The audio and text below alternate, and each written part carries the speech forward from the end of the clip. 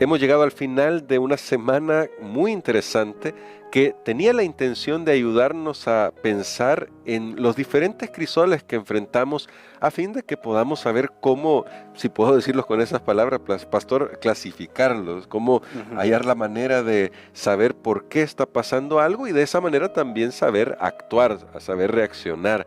Así que vamos a hacer un resumen de lo que estamos estudiando, de lo que hemos estudiado durante esta semana, para que queden estos conceptos fijados en nuestro corazón y los podamos aplicar, que es lo principal en nuestro diario vivir. Vamos a orar. Querido Dios, esta semana ha sido muy bendecida para nosotros en este estudio de tu palabra y agradecemos por cada uno de nuestros hermanos y de nuestros amigos que está siendo bendecido por estas palabras que estamos estudiando. Amén. Tus palabras. Por favor, fortalece la fe de cada uno de nosotros, porque necesitamos caminar contigo en medio de estos problemas que están diariamente ahí acechándonos constantemente. Padre, danos sabiduría, lo pedimos en el nombre de Jesús. Amén. Amén. En esta semana, Pastor Niper, estudiamos que no deberíamos sorprendernos por lo que pase en el mundo. De todas maneras sabemos que vivimos en un mundo que está contaminado por el pecado y Satanás anda como león rugiente.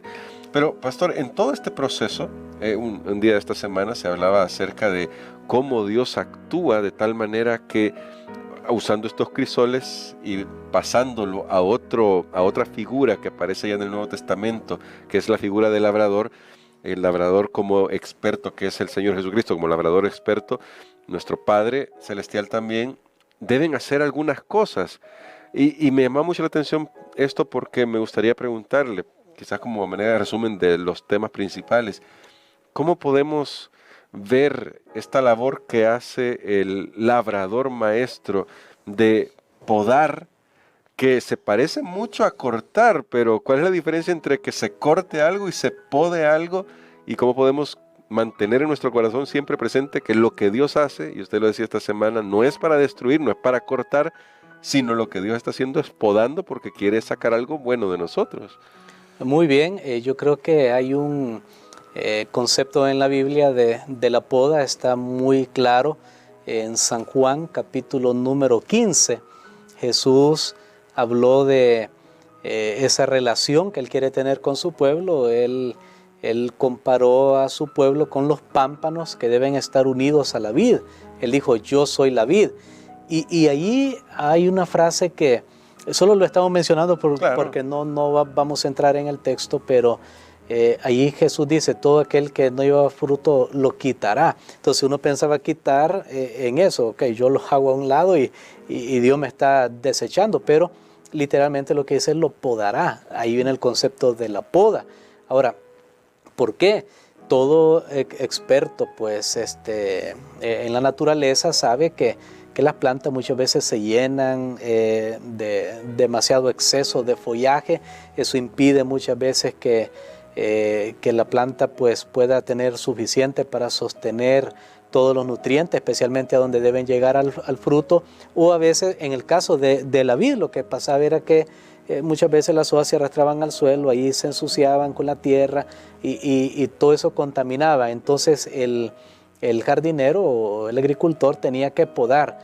Ahora ese es un proceso doloroso. Sí. El Elena White comentando en San Juan 15 dice, la poda causará dolor, pero Dios no lo hace para destruirnos nuevamente. Dios lo hace para que nosotros podamos crecer. Él quita lo innecesario y especialmente ese concepto de las hojas que están arrastrándose hasta el suelo.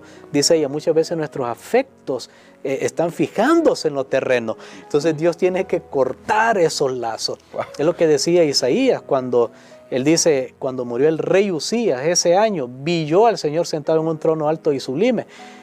Isaías fue un cortesano del rey, admiró al rey Usías, pero eso le impedía ver a Dios, admiraba más al ser humano que a Dios, así que Dios tuvo que pues, permitir que muriera para que Isaías fijara su mente en Dios. Les aseguro que la poda duele. Todo aquello terrenal en que hemos fijado nuestros afectos, puede ser dinero, puede ser un trabajo, puede ser la reputación, puede ser la familia, puede ser lo que sea, y aún son cosas buenas, ¿Sí? pero nuestra confianza está puesta en esas cosas. Así que Dios muchas veces tiene que permitir que haya ahí una poda dolorosa, pero no es con el propósito de destruir. Muy bien, eso es un punto que debemos recordar siempre. Y a propósito de ese punto, que no es porque Dios quiere destruir, en el día viernes aparece una cita que, debo decirle, pastor, me resultó muy interesante porque dice así: el que lee los corazones de los hombres conoce sus caracteres mejor que ellos mismos. Él ve que algunos tienen facultades y aptitudes que, bien dirigidas, pueden ser aprovechadas en el adelanto de la obra de Dios. En su providencia los coloca en diferentes situaciones y variadas circunstancias para que descubran en su carácter los defectos que permanecían ocultos a su conocimiento. ¿Con qué propósito? Con el propósito de que puedan ser cortados, como ya se decía, usted lo decía muy bien anteriormente, pero entonces aquí me surge la pregunta: ¿cómo funciona la providencia de Dios? Es decir, ¿cómo puedo entender yo que una situación que estoy pasando tiene que ver con la providencia de Dios? ¿Cómo identifico eso para sacar provecho a esa situación que estoy enfrentando? Bueno, la providencia de Dios significa la obra de Dios en tu vida, porque Dios ve de antemano. Él es lo que dice, por ejemplo, el apóstol Pablo en Romanos 8. Dice: Dios a los que él llamó, ya los conoció, y entonces Él tiene una senda preparada especialmente para ellos, pero aquí, como lo decía esta declaración, en su providencia, o sea, en su visión que Él tiene, una visión completa, no parcial de las cosas. Yo podría creer que yo estoy haciendo las cosas bien, pero en la visión de Dios puede ser que no las estoy haciendo bien. Entonces Dios permite y dice: ok, vas a pasar por este valle de sombra, vas a pasar por este proceso de poda, pero no te preocupes, es para destruir lo que está mal, lo que está impidiendo, lo que está estorbando. Y entonces muchas veces uno se pregunta, bueno, ¿cómo podemos hacer para saber si es la providencia de Dios o no es otra razón? Yo creo que tiene que ver con nuestra entrega a Dios y con nuestro amor a Dios. Si usted un día entregó su vida a Cristo Jesús, usted debe estar seguro que Dios va a tratar con usted. Amén. Puede ser que aún a usted se le olvidó que ya entregó su vida a Cristo. Yo me he fijado, y voy a comentar esto, hermano Gerson, que muchas personas que un día entregaron su vida a Cristo Jesús y luego salieron, abandonaron el camino cristiano y en el mundo tratan de luchar para posicionarse, que sus trabajos no les va bien, no les va bien. Y ellos dicen: qué raro, y aquellos que nunca han sido de la iglesia, yo veo que sí les va bien. Es que ahí está el asunto, ahí está el asunto. Como usted un día entregó su vida a Cristo Jesús, usted ya está marcado. Dios está tratando con usted, Dios le va a impedir muchas cosas, le va a salir por el camino con tal de traerlo de vuelta.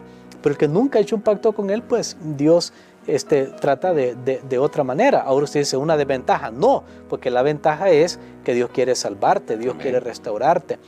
Pero eso sucede. Así que debemos recordar que su providencia es todo aquello que Dios permite que suceda en nuestra vida, que va de una manera controlada, aún las cosas negativas en nuestra vida, pero que tienen un propósito redentor. Y es lo que estudiamos en el Salmo, la semana pasada, el Salmo 23, donde el pastor nos va conduciendo no solo por las veredas de justicia, también por los valles de sombra, de muerte. Ahí está el pastor con nosotros, pero tiene que ver con que hemos entregado nuestra vida a Cristo Jesús. Así que usted tiene que saber, porque Dios hizo una promesa ese día que usted se bautizó: yo nunca te dejaré, nunca te desampararé. Y aunque usted lo deje, Dios no.